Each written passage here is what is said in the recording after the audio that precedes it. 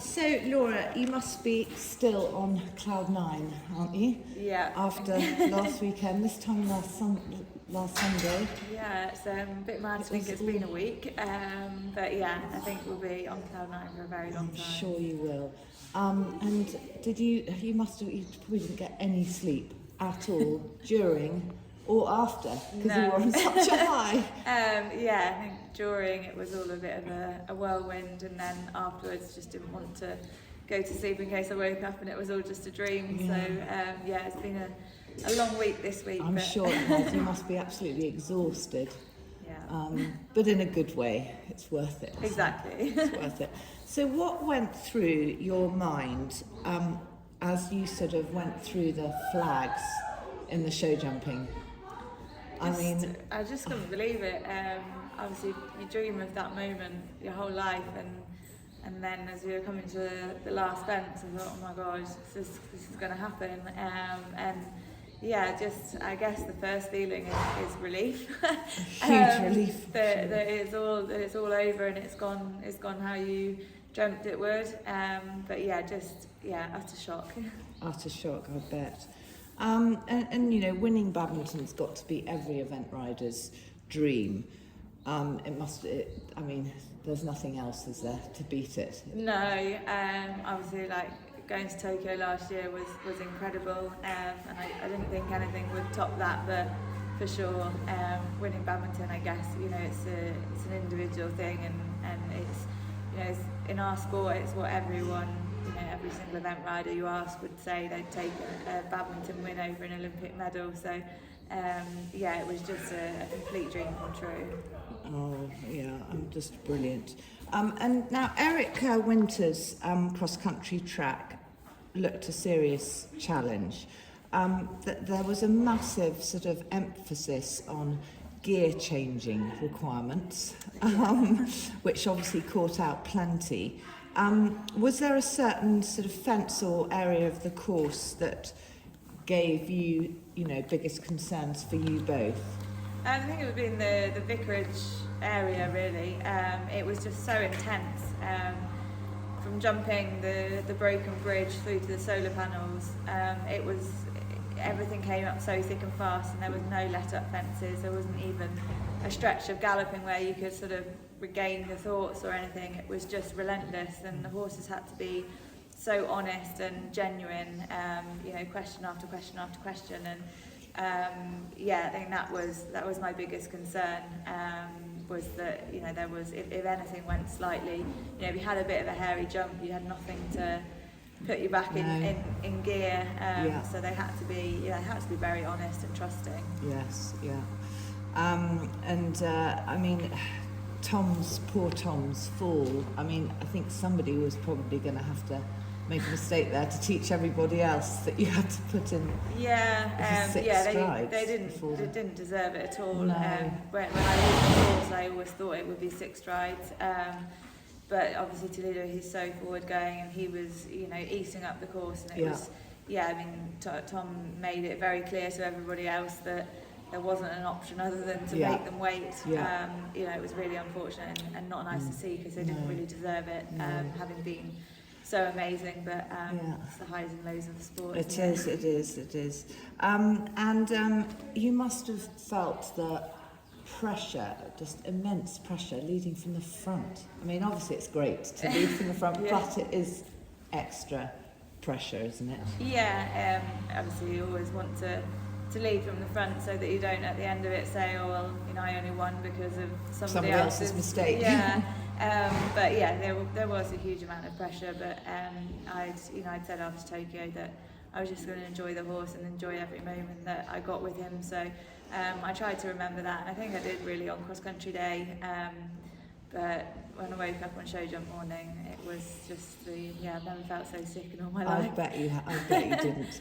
I mean, did you sleep at all that week? No, I think I had about 45 minutes on Saturday night. Are you serious? And, for God's sake. Yeah, I remember in the show jumping warm up, Janelle said to me, "Did you sleep last night?" And I was like, "About 45 minutes." And she told me a story of the year she won badminton, and the security guards had phoned and woken her and Tim up because one of their grooms from home had been being sick in the toilets, and she said she got no sleep that night and went on to win. She said to me, your fairy tale doesn't have to include sleep, and it's one of those things that just sticks with you. What a great thing to hear, actually. Yeah, what a great thing to hear. Yeah, when you're riding on a wave like that, you don't need sleep. No, exactly, you don't at all. Do you have certain sort of coping mechanisms that you use during a week like that? I mean, is there sort of a strategy, I don't know, you've been taught, or I go back and watch rounds that have gone well. So before the dressage, I watched my dressage from Poe and Mickey Young's dressage from Kentucky, and the same for cross country, and then show jumping day, and just tried to get that feeling back that I had when he won Poe, because he was phenomenal. So it was just, you try and make yourself believe that it's okay. Yes, yeah, no, well, it certainly worked.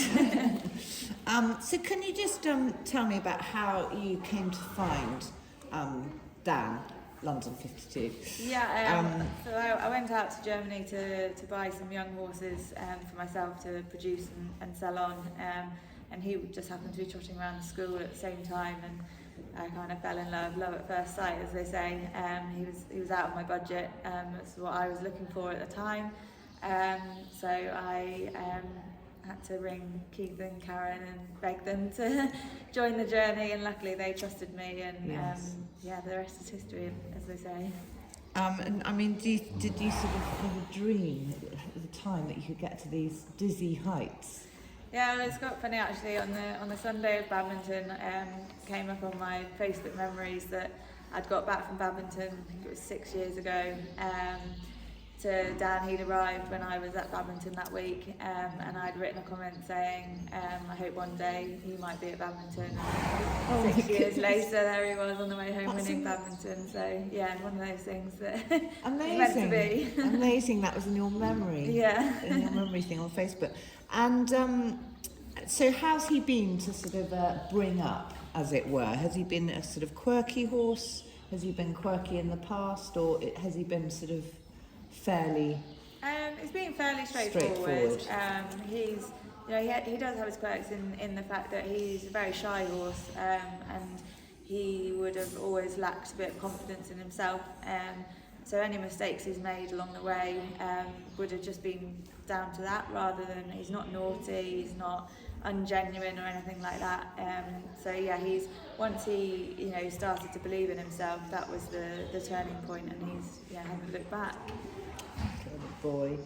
And has there been a particular phase you've had to work on over the past few years? I mean, not that it looks like you've needed to, there's no weak phase that I can see, but is there sort of which ones been trickier? Been the cross country, just through his lack of confidence.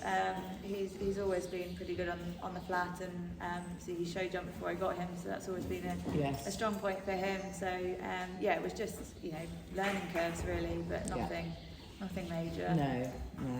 No. And Laura, you had an awful fall back in 2013 that really cost you your life. Was there ever a question in your mind of you continuing your eventing career? No. I thought you were going to say that. Yeah, I was very lucky in the fact that I didn't remember anything from the fall or from that day. So I guess for me it was easier to park it and carry on, and it's all I've ever wanted to do, so it was never a question what I'd ever done if I was to do something else. So for me it was very black and white. I guess for a lot of other people they questioned it, but for me it was never an option. It's quite good not being able to remember, isn't it, actually? Yeah, definitely. Now, you've literally been through blood, sweat and tears to get to this amazing moment, of having won badminton. Apart from your awful fall in 2013, have there been other sort of big bumps in the road that you've had to, attend to? There's always bumps in the road. Every event rider has that, whether it's falls or horse injuries or owners taking horses away and things like that. But we all know it's part and parcel of the game, and is picking yourself back up and moving on. That's the key, and luckily I've managed to do that. Yeah, no, exactly. And as a result of your fall, you've lost the vision in one eye. Which eye? This one. Luckily, you can't You tell. just can't tell. Can't tell at all. Did it take you long to adapt to this, with sort of seeing distances?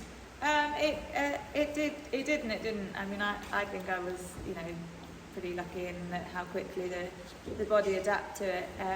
But yeah, it wasn't. But it wasn't must have. straight Did away. it alter? It Yeah, did alter things a bit. It would seem like things were moving. God. So coming to a fence and you think you've seen your distance, and the closer you get to it, the further the jump would get away. I know. So, to start with, that was a bit off-putting. But Yogi said to me at the time, only ride the older horses who can judge their own distances and help you out. So that was a massive key to it. And just practicing and once I got going again, it was. It happened very quickly, and I was just very lucky to be able to continue doing what I wanted to do, really. I guess the brain actually, though, gets used, adapts. Yeah, it does. It has to, so just gets on with it, luckily. I don't think there's any other sport where the community is so close-knit, and it's such a team effort. Once you're sort of part of that eventing family, I think it's probably why so many riders find it hard to leave the sport, because it's just so, I don't know, it's such a close-knit community, isn't it? Yeah, it is. It's amazing. I've seen it many times, particularly when I had my fall. It was the support I got was incredible, and mind-blowing, really. And then, all week at badminton, it really felt like everyone was willing me to do well, and that it does really help and makes a difference, and you then want to do it for everybody, not just yourself. Yes. All the riders come up afterwards, and it feels really genuine. It's not like they're doing it just because they feel like they have to. No. And the messages from other riders like Mickey Young text me, and Mark Todd, and those kind of people that I look up to and have so much respect for them to take the time to send a message was just it's just amazing, and it just shows how much of a community the eventing family is. Well, they all know what it means. Yeah, I think that's how the hard thing. it is to get there, don't Exactly. they? You must have found it hard not having the support of your mum out in Tokyo. It must have been so special having her with you. Yeah, to have friends and family at badminton, it was made it extra special. Because Tokyo was amazing, but it was very, very different, and a very different feeling, because you couldn't share it with the people that you really wanted to share it with. Felt so far away, and at the end of the phone in the middle of the night and things like that. But to have everyone there, to be supportive, and for them to be able to live in the moment as well was made it that extra bit special. No, I bet. I guess you're back to the grindstone already. Yeah, back to reality. And are you sort of focusing on your younger horses? And yeah, the young ones, they've been out at Aston all this week, and I've got a couple of weeks with them, and the other sort of middle of the road horses that are having their 3-day events. It's all badminton sort of seems to be the start of chaos, really. Yeah, it does. It's non-stop now, really. Non-stop now. But that's why we do it. Oh, exactly. And what would you say to other young riders, whose dream is probably as well winning badminton?